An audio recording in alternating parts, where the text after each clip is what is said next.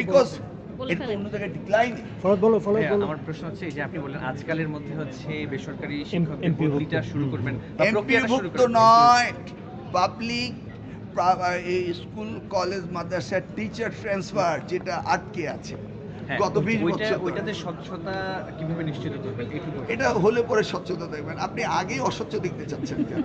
মাননীয় মন্ত্রী এসএসসি তাই না? পরীক্ষার আপনি দেখুন না, তারপরে অস্বচ্ছ আপনারা বলবেন আমরা অ্যাকশনে যাব। আপনাদের জাতির বিবেক।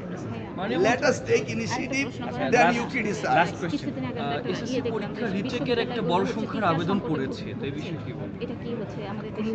ওয়েল, আমি 1980 পাবলিক পরীক্ষা অ্যাক্টে এটাই আমি এনেছিলাম যে খাতা পুনর্মূল্যায়ন করা যাবে, কিন্তু গতকালকের এক্সপেরিয়েন্স দেখে মনে হচ্ছে যে সকলেই খাতা মূল্যায়ন করতে চায়। মানে আমাকে আবার 20 লক্ষ শিক্ষার্থীর খাতা প্রত্যেকটাই দেখতে হবে। It is quite impossible. অতএব আমরা একটা নীতিমালা তৈরি করব কোন ধরনের খাতাগুলো রি এক্সামিন হতে পারে। আপনি জিপিএ গোল্ডেন প্লাস পাওয়ার পরও আপনি রি এক্সামিন করতে যাচ্ছেন, কারণ mark also added in your future educational step যেগুলি এখন পর্যন্ত সর্বোচ্চ আবেদন করেছে 12 লাখের উপর হয়ে গেছে।